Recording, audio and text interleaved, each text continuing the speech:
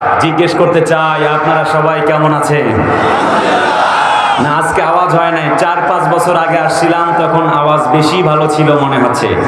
আজকে তো আপনাদের বদনাম হয়ে যাচ্ছে। আপনারা সবাই কেমন আছেন? আমাদেরকে ভালো রেখেছেন কে?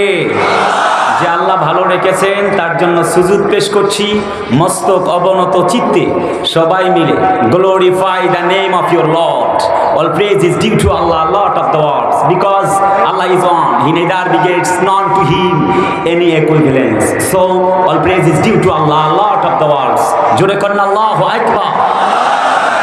আল্লাহ পাকের প্রতি সুজুদ অতঃপর দেন রাসূলুল্লাহর প্রতি দরুদ সালাম পাঠ করছি। He is kind and merciful to the believers, as a religious teacher, as a leader, as a founder, as a lawgiver, as a lawmaker, as the reformer of the society. Muhammad sallam is the superman of the world. জোরে কন্না সাল্লাল্লাহু আলাইহি ওয়াসাল্লাম। সংগ্রামী সাথী ও বন্ধুগণ, কলিজার টুকরা মুসল্লিবৃন্দ, সম্মানিত শ্রোতাবৃন্দ, আমি আপনাদের সাথে শুরুতেই কোরআনে কারীমের একটি আয়াতে কারিমা পেশ করেছি, উপস্থাপন করেছি। ধারাবাহিকতা রক্ষার্থে কিছু কথা আপনাদের সাথে বলবো ইনশাআল্লাহ। সূরাতুল আহজাব, আহজাব মানে হচ্ছে দল, পার্টি বা দলবদ্ধ বাহিনী। সূরাটি একটি খুবই গুরুত্বপূর্ণ। রাব্বে কারীমের আয়াতগুলি যতগুলি নাজিলকৃত সূরা রয়েছে, প্রত্যেকটি সূরাই গুরুত্বপূর্ণ। তার মধ্যে এই সূরাটিতে আল্লাহ তাআলা অনেক গুরুত্বপূর্ণ তথ্য, উপাত্ত, তাত্ত্বিক এবং বিশ্লেষণ ধর্মী কথা বলেছেন, যা আমাদের দুই জগৎকে অনেক বেশি বেনিফিটেড করবে বলে আমরা আশাবাদ ব্যক্ত করছি। Because life is short, one day is good, one day is bad, one day is for you, one day is against you. জীবনটা একেবারে ছোট্ট, একদিন আমাদের পক্ষে, একদিন আমাদের বিপক্ষে চলে যায় এই জীবনটা। কথা বলে না, ঠিক কিনা? Even after 100 years you have to go. আজ হোক কাল হোক আমাদেরকে যেতে হবে কবরে, ঠিক না? আরে ভাই কথা বলে না, ঠিক কিনা? যেহেতু চলে যেতে হবে, সূরাতুল আহজাব থেকে আল্লাহ তাআলা রাসূলুল্লাহর আদর্শ গ্রহণ করে তারপরে চলে যাবার জন্য নির্দেশ প্রদান করেছেন। আসুন আমরা সেখান থেকে কিছু কথা বলবার পরে বিদায় নিব ইনশাআল্লাহ। উস্তাদ আসলেই আমি ছেড়ে দেব। আমি খুবই তাড়াহুড়া করে কথা বলছি, আরো আগে তুলে দিলে পরে আমি কিছু কথা বলতাম, যা তারপর আসছি। আমি শুরুতে জিজ্ঞেস করতে চাইব, আমার উত্তরবঙ্গের কারা কারা আছেন একটু হাত তুলবেন। লিল্লাহে তাকবীর, হাত নামান। এবার আপনারা গাজীপুরের কারা, তারা হাত তোলেন। এবার যারা মঞ্চে অতিথিবৃন্দ আছেন, আপনারা এবার রায় পেশ করুন, জিতেছে কারা। লিল্লাহে তাকবীর। অতিথিবৃন্দ বলছে যে উত্তরবঙ্গ জিতছে। কোনটে বাহে তোমরা সবাই আছেন না? নাই হবে? কি হবে? খেলা হবে। এই মিয়া সাহেব, খেলা তো হয়ে গেছে, খেলা হবে বলে কাকায় গেছে পালাইয়া, স্বৈরাচার পালাইছে দেশটা ছাড়িয়া, ঠিক না? শেখ হাসিনা পালাইছে, এ কথা আমি আর বলবো না। শুরুতেই শুধু একবার বললাম, উনি যে পালাইছে এটা আপনারা সবাই জানেন, এ কথা আমার আর বলবার প্রয়োজন নাই। আরে কথা বলে না, ঠিক না? যারা 17 বছর আলেম ওলামাদেরকে নির্যাতন করে ফাঁসির মঞ্চ যাদের জন্য তৈরি করেছিলেন, আল্লাহ বিচার করবেন। আলাইসাল্লাহু বিআহকামিল হাকিমিন। আল্লাহ বরদাস্ত করেননি। আল্লাহ রাব্বে কারীম 2 বছরের মাথায় তার জন্য ফাঁসির মঞ্চ তৈরি করেছে।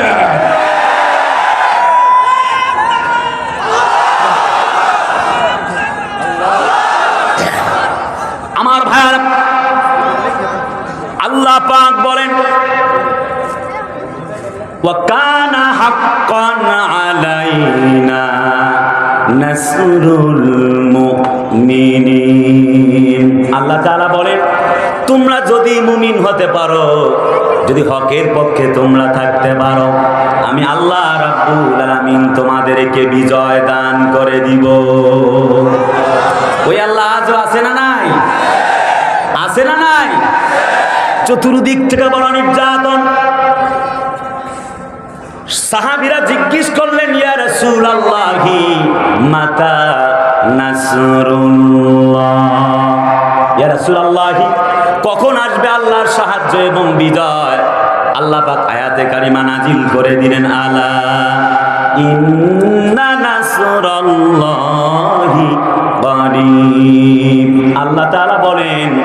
আল্লাহর সাহায্য অতীব নিকটে। আল্লাহু আকবার ওয়া লিল্লাহিল হামদু। বিসমিল্লাহির রহমানির রহিম।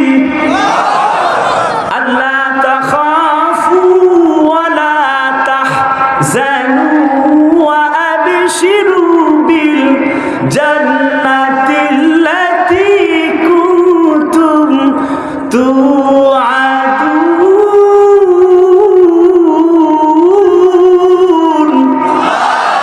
আর একটু জোরে বলেন আল্লাহু আকবার। আল্লাহ বলেন, শোনো, তোমরা ভয় পেও না। Don't be frustrated, don't be sad, don't be afraid, you will be victorious. বান্দা শোনো, ওয়ালা তাহিনু ওয়ালা তাহজানু ওয়া আনতুমুল আ'লাউনা ইন কুনতুম মুমিনিন। আল্লাহ বলেন, তোমরা ভয় পেও না, এতটুকু চিন্তিত হও না, হতাশাগ্রস্ত হও না।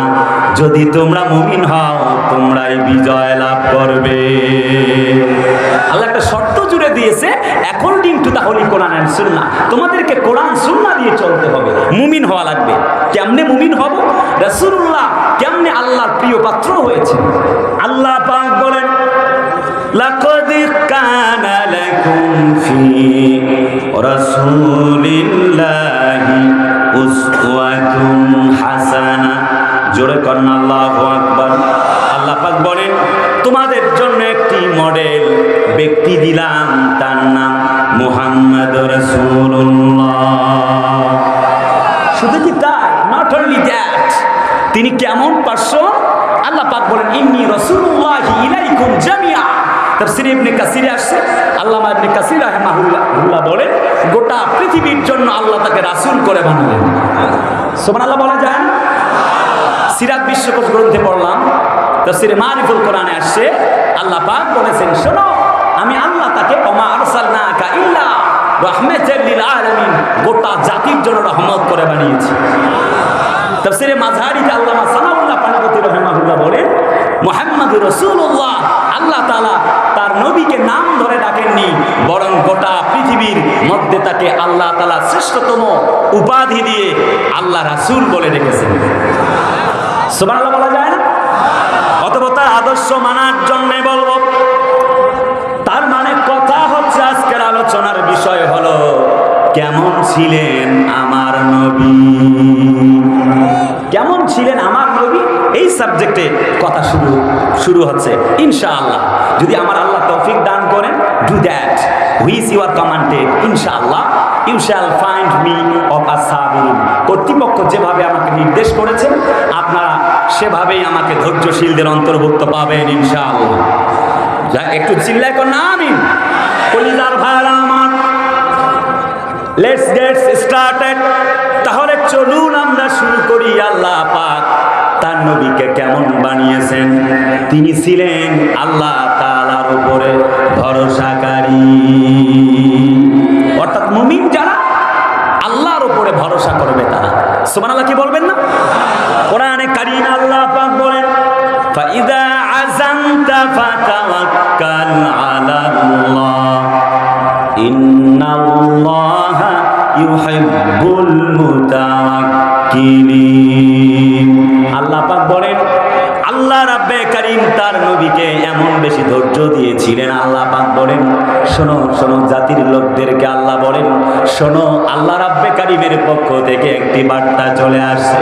তার মানে হচ্ছে, আল্লাহ তার উপরে যারা ভরসা করে তাদেরকেই সব চাইতে বেশি ভালোবাসে। যারা আল্লাহর উপরে ভরসা করে, আল্লাহ তাদেরকে সব চাইতে বেশি ভালোবাসে। তাহলে বলেন তো, রাসূলুল্লাহ ছিলেন সব থেকে আল্লাহর উপরে বেশি ভরসাকারী। আমাদেরকে ভরসাকারী হওয়ার দরকার আছে না নাই? সকলে বলেন নাই? জি, একটু প্লিজ রেসপন্স মি, চিল্লায় বলেন, আল্লাহর উপরে ভরসার দরকার আছে না নাই? বিগত 17 বছরে অনেক ইমাম পর্যন্ত পালিয়েছে। আরে কথা কয় না, আরে কথা বলেন, আরে ভাই ঠিক কিনা? আরে চিল্লায় বলো ঠিক কিনা?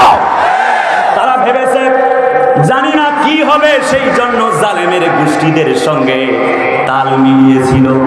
আল্লাহ রাব্বে কারিমের কিছু কিছু বান্দা গুলি আমাদের প্রাণ আল্লামা মামুনুল হকেরা, প্রিয় বন্ধু আমির হামজারা, রফিকুল ইসলাম মাদানিরা, কোরআনের পাখিটি আল্লামা সাইদি, যিনি কি চমৎকার করে ভবিষ্যৎ প্রজন্মকে জাগিয়েছিলেন, যার কথা শুনে চোর ভালো হয়ে গেল, ডাকাত ভালো হয়ে গেল, টেন্ডারবাজ ভালো হয়ে গেল, চান্দাবাজ ভালো হয়ে গেল, সেই মানুষটিকে রাজাকার বানায়া 13টা বছর জেলে বন্দি করে জমিন থেকে বিদায় করে দিয়েছে। আরে কথা বলে না ঠিক কিনা? আল্লাহর মায়ের দুনিয়ার বাইরে আল্লাহ বলে আমি ছাড় দেই কিন্তু ছেড়ে দেই না। সেই শামসুদ্দিন চৌধুরী মানিক, যিনি তার রায় দিয়েছিলেন আল্লামা সাইদির, তিনি আজ কোথায়? আরে কথা বলে না ঠিক কিনা? ধর্মেশ বাবা আজ কোথায়? দীর্ঘ 17 বছরে চতুর্দিক থেকে নির্যাতন, নির্মম ইতিহাস আজও প্রমাণ করে। আমার বিশ্বাস এই কোরআনওয়ালাদের রক্তের উপর দিয়ে ইসলাম আরো এক যুগ সামনে এগিয়ে যাবে। আমার বিশ্বাস আল্লামা সাইদিদের রক্ত, রাহবারে নিজামীদের রক্ত, আমাদের আল্লামা জুনাইদ বাবুনগরীদের রক্ত, আমাদের আলেম ওলামাদের জেল জরিমানার কাফারা হিসাবে আগামীর পৃথিবী হবে ইসলামের পৃথিবী, আগামীর পৃথিবী হবে কোরআনের পৃথিবী, আগামী সূর্য হবে ইসলামের সূর্য, আগামীর বাংলা হবে ইসলামের বাংলা। কারা কারা ইসলামের বাংলা দেখতে চান? দু হাত তুলে আল্লাহকে দেখা।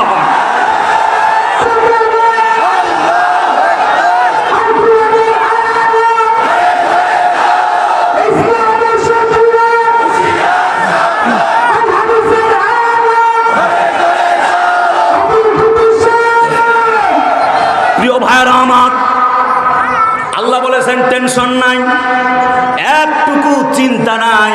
17 বছরে অনেকে ঈমান হারা হয়েছিলেন, বলেছিলেন কই আল্লাহ সহযোগিতা করে, তার মানে আল্লাহর উপরে ভরসা করতে পারেন নাই। আরে কথা বলে তো ঠিক কিনা? ভিক্টোরিয়া মক্কা 610-এ কোরআন নাজিল। আমার সুযোগ নাই, আমি শর্টকাট বলতেছি, ইতিহাস বলার সুযোগ নাই। 630 খ্রিস্টাব্দে ভিক্টোরিয়া মক্কা, মক্কা বিজয় হয়ে গেল। আল্লাহ বললেন ইদা জা নাসরুল্লাহি ওয়াল ফাত, হে নবী, ইজা মানে যখন, যা মানে আসবে, নাসরুন মানে সাহায্য, আল্লাহ মানে আল্লাহ, ওয়াল ফাত মানে হচ্ছে বিজয়। নবী শোনো, according to holy Quran, Allah says the holy Quran সূরাতুন নাসর, আল্লাহ বলেন নবীজি যখন আসবে আল্লাহ সাহায্য এবং বিজয়, তুমি দেখবে লোকেরা দলে দলে ইসলামের ঘরে প্রবেশ করছে। আরে কথা বলে না ঠিক কিনা? আজও পরিবেশ যেন তাই হয়েছে। লোকেরা যেন বলতে চায় আর পুরাতন বউকে নতুন শাড়ি পরিয়ে আনতে চাই না, আগামীতে নতুন শাড়ি পরে নতুন কাউকে ক্ষমতায় আনতে চায়। রিক্সা চালক, ভ্যান চালক, সৎ বুদ্ধিজীবী, সৎ আইনজীবী, সৎ সাংবাদিক, সৎ ডাক্তার, রিক্সা চালক, দিনমজুর, কৃষক, শ্রমিক, চাকরিজীবী, বুদ্ধিজীবী, doctor, master, contractor, helper, barrister, professor, তার মানে সবার মুখে একটি মাত্র আওয়াজ, আর নতুন আর পুরাতন ইঞ্জিন সার্ভিস করে লাভ নাই, আগামীতে ইসলামকে ক্ষমতায় দেখতে চায়। কারণ বিগত 54 বছরে আমরা দেখেছি 54 ইয়ার্স এগো, 54 বছর যাদের বয়স, একটু হাত তোলেন দেখি, লিল্লাহে তাকবীর, হাত নামান। আমি 1 নম্বর পয়েন্টে কথা বলছি বন্ধুরা, 54 বছরে শান্তি আর মুক্তি মেলে নাই। আগামী আরো 200 বছর যদি ইসলাম ক্ষমতায় না আসে, শান্তি মিলবে না। ভাই, একটা ভাইকে, সোহাগ নামের ভাইকে পাথর ঢেলে হত্যা করা হয়েছে। ছোট করে বলছি, সময় কম। আসিয়া নামের মেয়েটিকে ধর্ষণ করে, বাবা এবং ছেলে মিলে ধর্ষণ করে হত্যা করেছে, বিচার হয় নাই। সাগর রুনির বিচার হয় নাই, খাদিজা নামক বোনটির বিচার হয় নাই, তনু হত্যার বিচার হয় নাই। আগামী 200 বছরে ইসলাম ক্ষমতায় না আসলে ব্রিটিশদের এই আইন দিয়ে বিচার হবে না। সাক্ষী প্রমাণ না হওয়া পর্যন্ত বিচার হয় না প্রচলিত আইনে।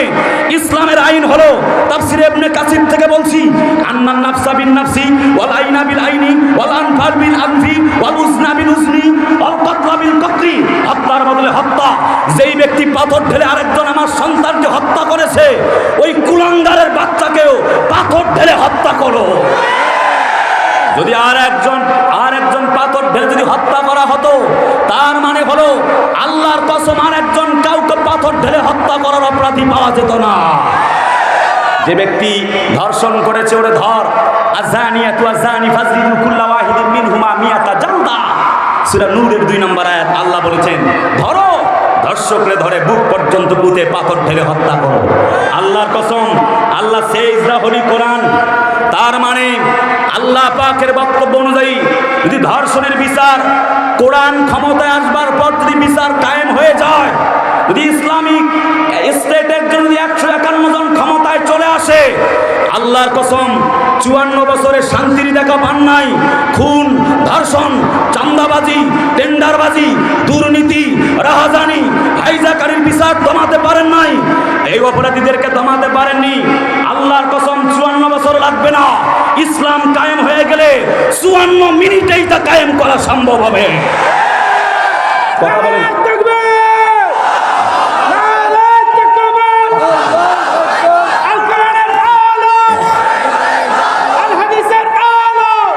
বলবেন সেটা কিভাবে?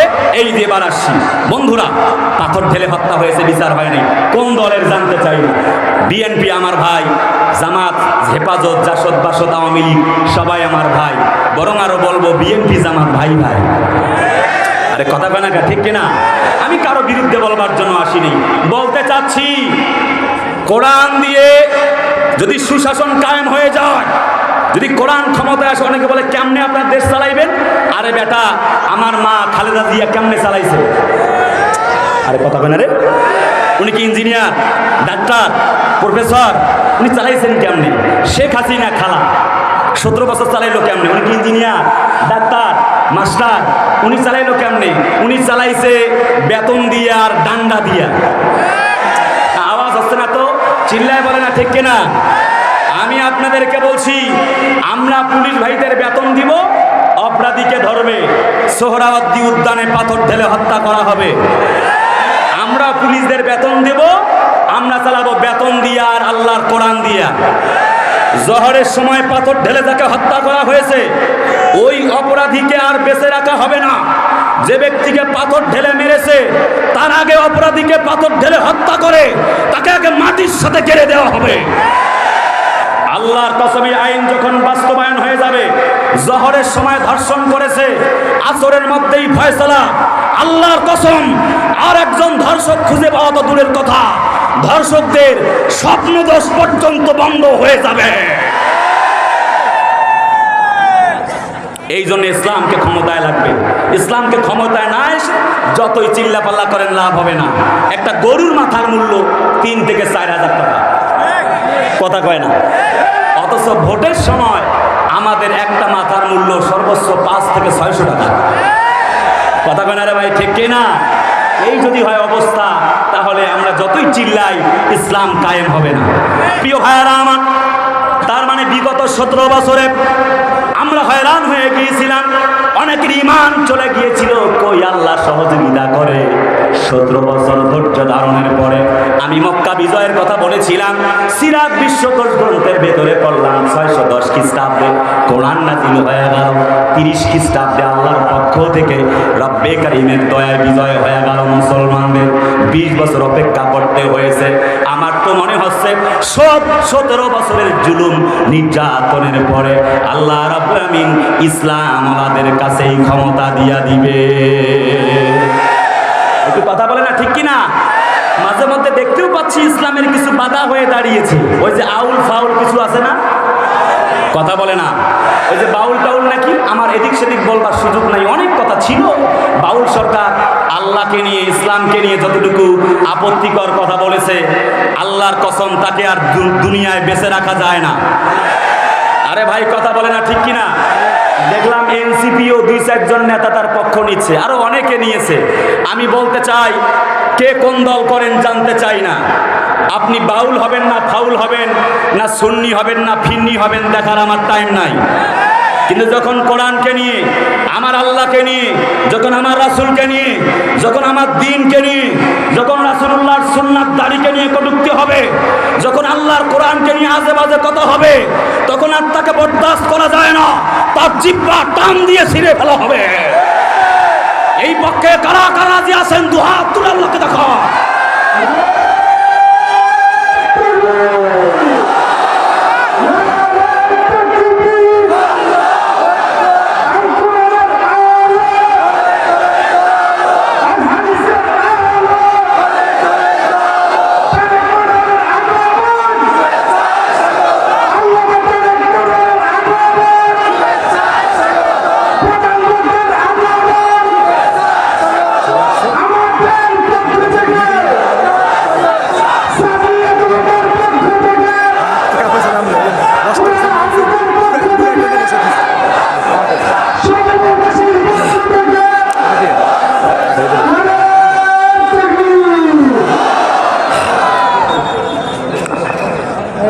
কলিজার টুকরা ভাইয়ারা, উস্তাদ চলে এসেছেন। আমার আর কথা বলবার অনুমতি নেই, তবে একটু আগে দিলে পরে কিছু কথা বলতাম। আরে কথা বলে না কেন, ঠিক কিনা? উস্তাদ চলে আসছেন, আমি তার সম্মানে আর সামনে কথা বাড়াতে চাইব না। আমরা যে উস্তাদ চলে আসছে, লিল্লাহে তাকবীর।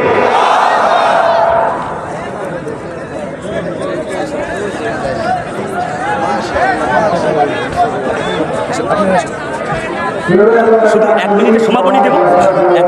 আসসালামু আলাইকুম।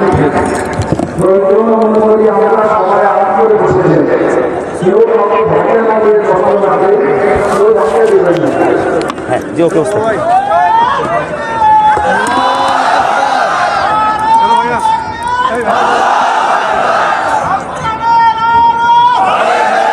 প্রিয় উপস্থিতি, জাস্ট 30 সেকেন্ড। মাশাআল্লাহ, উস্তাজুনাল মুকাররম আল্লামা তারিক মুনাওয়ার হাফিজাহুল্লাহ তিনি চলে আসছেন। তাকে বসে রেখে কথা নয়, শুধু দোয়া চাবার জন্য আবার এই চেয়ারে বসেছি।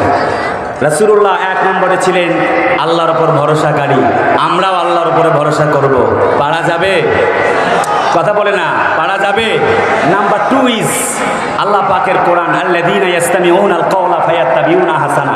তিনি ছিলেন কোরআনকে লালনকারী। এই যে প্রায় 20 জন হাফেজে কোরআন, তারা আজ 30 জন হাফেজে কোরআন আজ পাগড়ি নেবে। এরা হচ্ছে আসলে প্রকৃত সোনার ছেলে।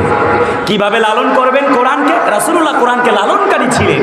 তার মানে হচ্ছে এই ছাত্রদেরকে, এই মাদ্রাসা দ্বীনি প্রতিষ্ঠানকে লালন করলে, ভালোবাসলে, এরা হচ্ছে জীবিত কোরআন। কাগজের কোরআন ভাত কাপড় চায় না, লালন করবেন নিশ্চয়ই। ইন্নাহু লাকুরআনুন কারীম, অবশ্যই সম্মান করবেন। তবে জীবন্ত কোরআন হচ্ছে আমার এই সন্তানগুলি। একটু আপনারা দেখে রাখবেন সবাই মিলে। 3 নাম্বার পয়েন্ট হচ্ছে রাসূলুল্লাহ সাল্লাল্লাহু আলাইহি ওয়াসাল্লাম তিনি ছিলেন সমঝোতাকারী, অর্থাৎ সবাই মিলে কাফের নাস্তিকদেরকে পর্যন্ত রাসূলুল্লাহ ভালো ব্যবহার করে একসঙ্গে চলেছেন। আমরাও আমাদের মাঝে কামড়া কামড়ি দলাদলি আর করব না। যদি আমরা কে হেফাজত, কে জামাত, কে সারসিনা, কে ফুরফুরা, যদি আমরা দলাদলি করতেই থাকি, আগামীর সংসদে ওই কৃষ্ণ, নারায়ণ, অপূর্ব পাল ওরাই ক্ষমতায় আসবে আর আমাদেরকে আঙ্গুল চুষতে হবে। অতএব এখন পর্যন্ত সময় আছে। কে হেফাজত, কে জামাত, কে আমরা কোন মতের, এটা দেখতে চাই না। ওয়াতাসিমু বিহাবলিল্লাহি জামিআ ওয়ালা তাফাররাকু। আল্লাহর এই কোরআনকে সবাই মিলে আঁকড়ে ধরে আল্লাহর দ্বীনকে লিউযহিরাহু আলাদ দ্বীনি কুল্লি, সব দ্বীনের উপরে ইসলামকে নিয়ে আসবার জন্য, কাজ করার জন্য প্রয়োজনে রক্ত দিব, জীবন দিব, হাত দিব, পা দিব, প্রয়োজনে সন্তানকে ইয়াতীম বানাবো, আমরা স্ত্রীদেরকে প্রয়োজনে বিধবা বানাতে পারি। আল্লাহর কসম, কোরআন ছেড়ে একা হয়ে যেতে পারি না, পারি না, পারি না। এই পক্ষে কারা কারা যদি হাত তুলে আল্লাহকে দেখান। লিল্লাহে তাকবীর। আল্লাহ কবুল করো। উস্তাদ এসেছেন, উনি according to the holy Quran and সুন্নাহ খুবই চমকপ্রদ কথা বলবেন। আমি যতটুকু কথা বলেছি, আমার অসমাপ্ত কথাগুলি এখানেই শেষ করছি। আপনাদেরকে কথায় কষ্ট দিয়ে থাকলে আমাকে ক্ষমা করবেন। আবারও দেখা হবে কোরআনের কোনো মঞ্চে। আমি আপনাদের অনেক পুরানা বক্তা, কয়েকবার অত্র এলাকায় এসেছি। আপনারা সবাই ভালো থাকবেন, সুস্থ থাকবেন। আপনাদের সকলের এই প্যান্ডামিক সিচুয়েশনে আপনাদের সকলের মঙ্গল কামনা করে এখানেই কথা শেষ করছি। আসসালামু আলাইকুম ওয়া রাহমাতুল্লাহি তাআলা ওয়া বারাকাতুহু।